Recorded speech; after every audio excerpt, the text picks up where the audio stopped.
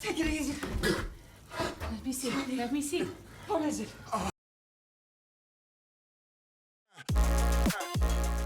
Siobhan, a college student, is required to join a fishing vessel on their trip in order to graduate her marine biology class. Her goal is to accompany them until they get their catch and document any anomalies with the sea life. Siobhan is a bit on the antisocial side, however, not getting along with even her own colleagues at the university. So of course she feels extra out of place on a fishing boat with a bunch of superstitious sailors while being a woman of logic herself. Besides the fact that they're all apprehensive of having a red-headed woman on board for the trip, due to it being considered bad luck to sailors, everyone does seem very kind and accommodating of her situation. There are 6 crew members in total: Gerard the skipper, his wife and first mate Freya, Sierra, Johnny, Omid the engineer, and Sudi his assistant. So including the college student, we got 7 passengers in total, so let's see if that is enough to survive the upcoming tragedies. As the boat takes off, Johnny shows Siobhan to the cabin. There are only 4 beds and they will be shared by the whole crew, trading off in shifts. They will have 3 people up and working while the rest sleep for 2 hours and then switch again in 2 hours, and so on, until dawn. She is shocked by this system and explains how the lack of sleep could cause a drop in cognitive function, irrational emotional outbursts, and even psychosis. All of which Johnny acknowledges and sums it up as, yeah, that's called sea fever. The captain and his wife are excited because the migration pattern for the sea life report shows that there is a very high amount of fish in the area they plan to go to, meaning they should be able to get a grand haul and earn a lot of money tonight. Unfortunately, they are soon contacted by the Coast Guard, who reports that the area they want to fish at is an exclusion zone, containing whales and their young, so since our characters are not Norwegian, they're forbidden to pass through that area. Upset but not discouraged by this news, they continue on their trip by going around the zone. Shortly after, the captain sees on the radar that they're approaching a large shoal before suddenly the shoal approaches them right back and smack into it. After recovering from the jolts, the boat won't move, and the radio just so happens to fall off the shelf and break as well. Now, trying to find out what just went wrong, the first mate discovers that her husband had changed course and indeed took them to the forbidden exclusion zone. No wonder they saw whales when they weren't supposed to, and no wonder something that wasn't supposed to be happened to them. The engineer suddenly calls for Siobhan below deck to ask a question, which is, what is changing the texture of the wooden walls? Something has clearly latched onto the outside of the hull and is secreting some weird blue gel that is weakening the walls of the ship. And Siobhan, clearly not having learned properly from her class, inspects the fluid by smearing it all over her hands. Not the brightest move, that much I can tell you already.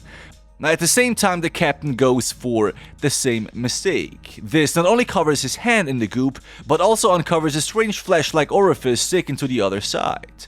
Siobhan believes it could be a form of barnacle, and with her needing to perform a dive for her college credits, the captain assigns her the creature removal duty. She tries to protest, claiming it could be anything, but he points out how that's fitting since she's supposed to be registering anomalies anyway.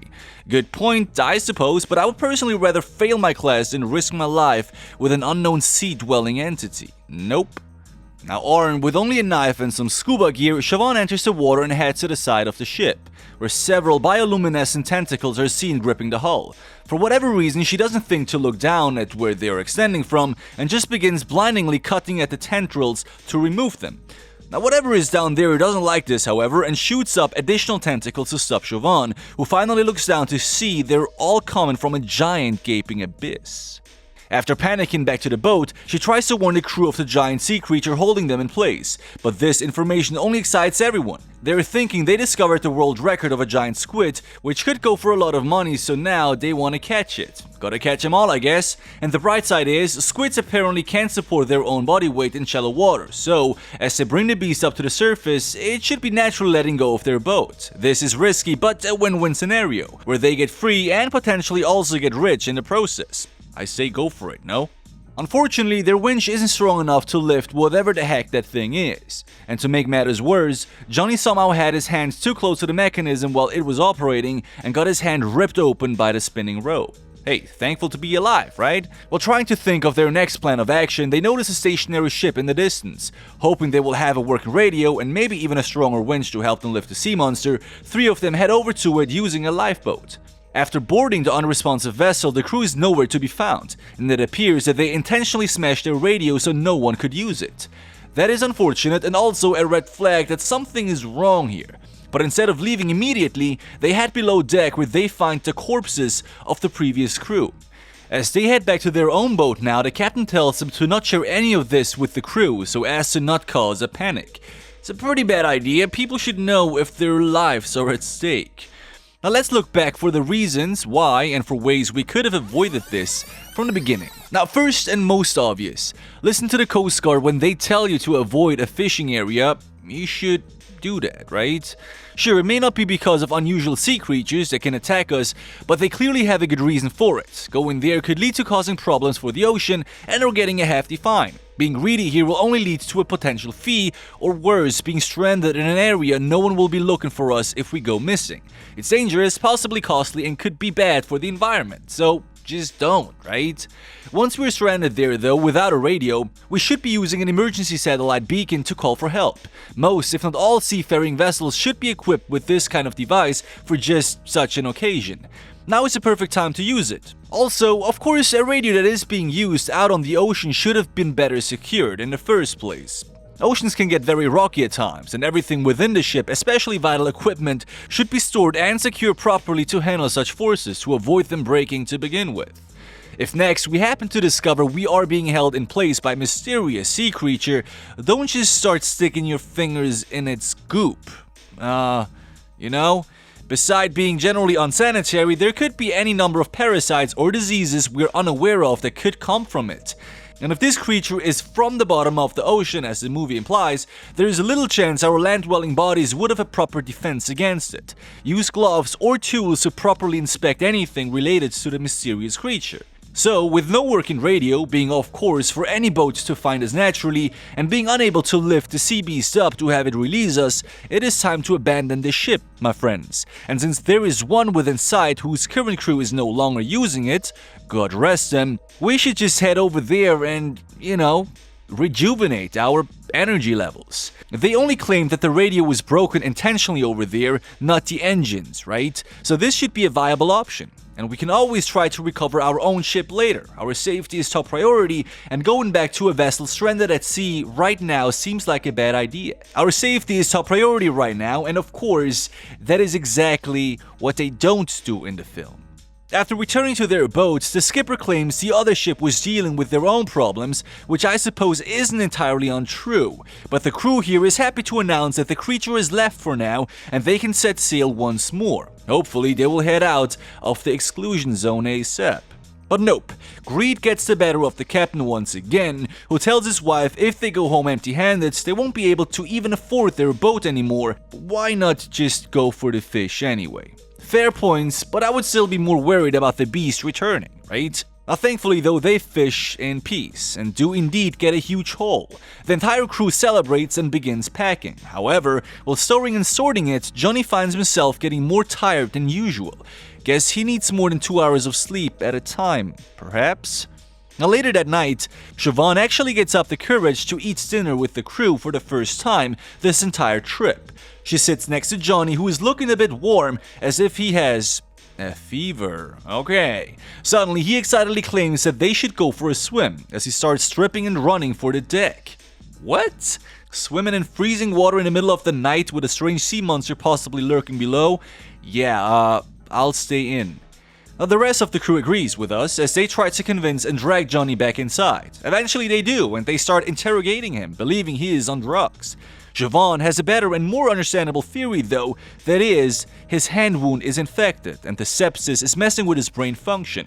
A very reasonable idea, but Johnny denies it too and claims he just needs to sleep. Before he does, however, Siobhan notices him rubbing his eyes a lot, so she shines a flashlight in it, and while doing so, something is seen swimming inside his pupil. Alright. It doesn't appear again when the others look, however, so no one believes her. It doesn't take long for Johnny to believe this though, as he goes blind even before he can leave the kitchen, with his eyes suddenly exploding out of his head. Yes, his eyes explode, in Tarantino fashion. They try to apply pressure to Johnny's bleeding orifices, but he loses too much blood and dies right there on the floor. One character less.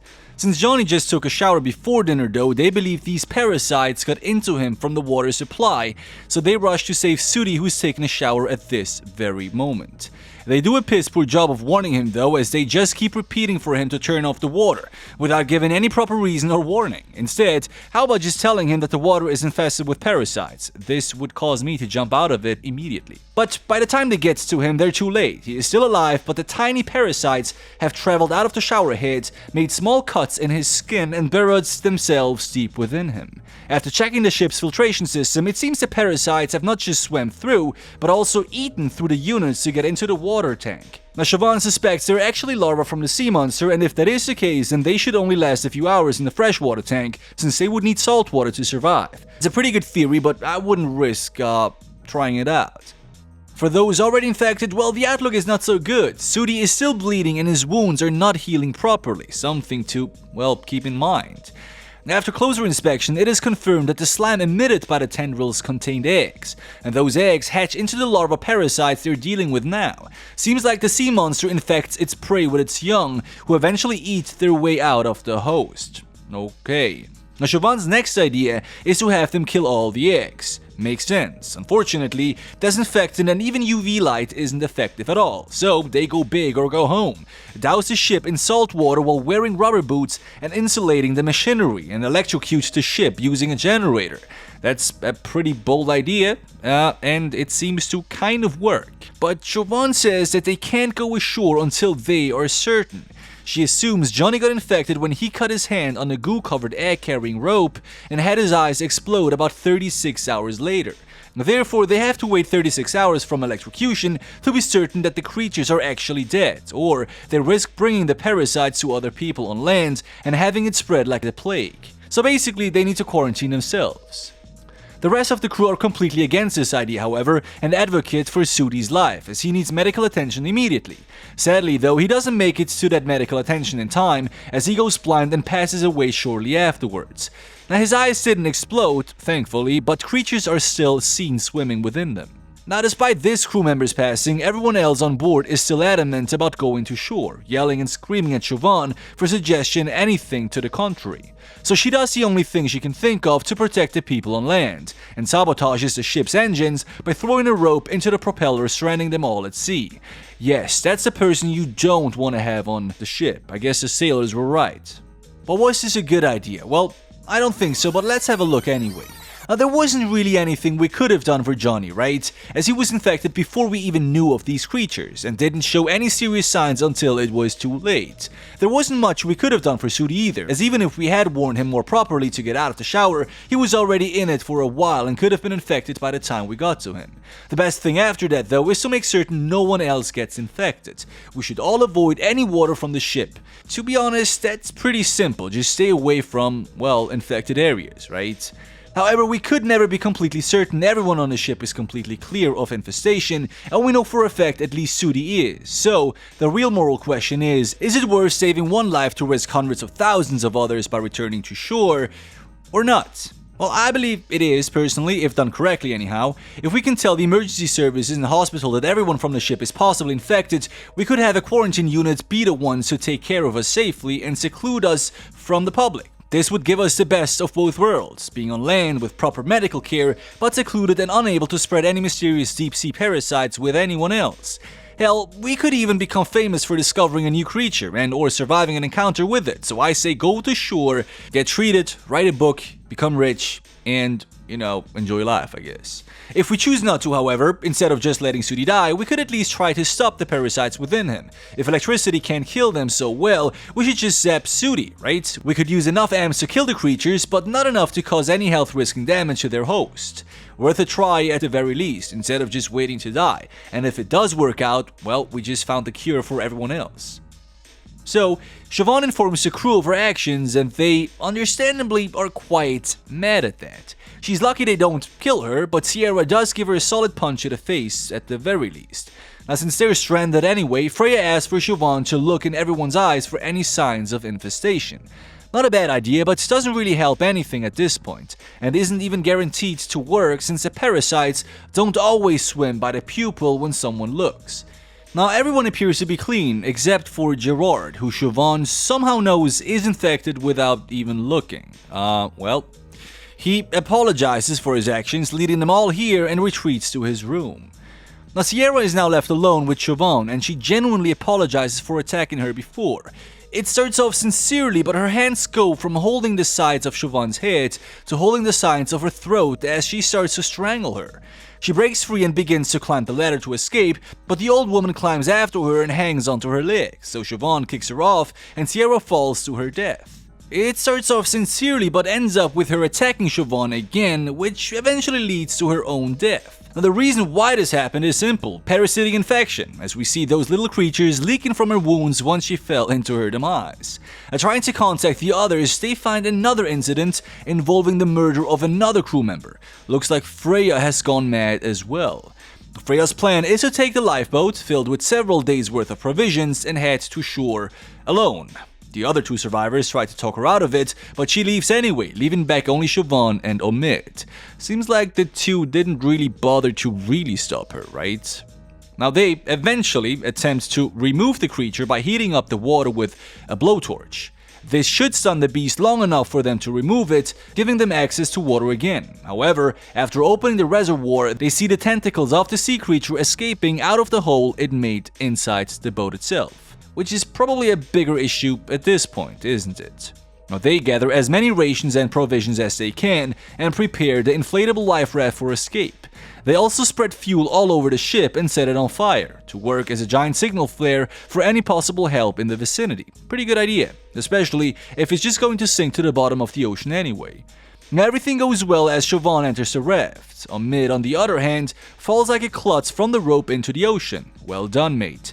As he tries to climb into the raft again, the sea monster grabs him from behind and, well, it's lights out, I guess. Siobhan jumps into the water to save him, wresting the grabby tendril off her crewmate, and they both swim back to the raft. They start to celebrate as they see the rescue boat closing in from the distance. But their cheers soon turn somber as they both notice a cut on Siobhan's arm from where she wrangled the creature away, meaning she is likely infected too. Now Omid attempts to save her, trying to tourniquet her arm to prevent the parasites from spreading, and even pointing out that she could happen to be naturally immune. Despite everything he does, she just says her goodbyes and throws herself into the sea after having watched too much Titanic, I guess. Pretty melodramatic. Now Siobhan swims down into the abyssal maw of the sea monster and is never seen again, as Omid mourns her sacrifice and awaits to be rescued. Now did she have to do that though? Let's review the whole thing, shall we? Now there were 1,000 red flags and probably 1,000 mistakes committed here. Firstly, it would have made most sense to go back to shore together using the life rafts way before. 72 hours is a lot to get to shore, especially knowing that infected people will likely die before arriving, not to mention the threat they are to non-infected people. Generally, it would have made sense to isolate ourselves while surveilling us and see who is in fact infected and who is in fact not infected. And since there were still life rafts available and the creature seemingly more interested in the boat rather than any humans in it, there would have been plenty of room for an escape. And with the rations present, each of them could have survived the 3 days it would have taken to get back to shore. I know what you guys are thinking: if you're infected you wouldn't survive 3 days. Well, that's true, but let's not forget their option to put the ship on fire. This would have most likely rescued them in less than 24 hours, since rifting in the vicinity of the burning vessel would have attracted a lot of help. Meaning even if all of them were infected, if 30 plus hours is the onset of madness, all of them had a very high chance to survive the scenario with the right techniques at the right time. So looking at the outcome of this film and the options they had, they did a pretty poor job in surviving given their possibilities. Let me know what you think. Thanks for watching, guys. Catching you next week. Binge another one and peace out.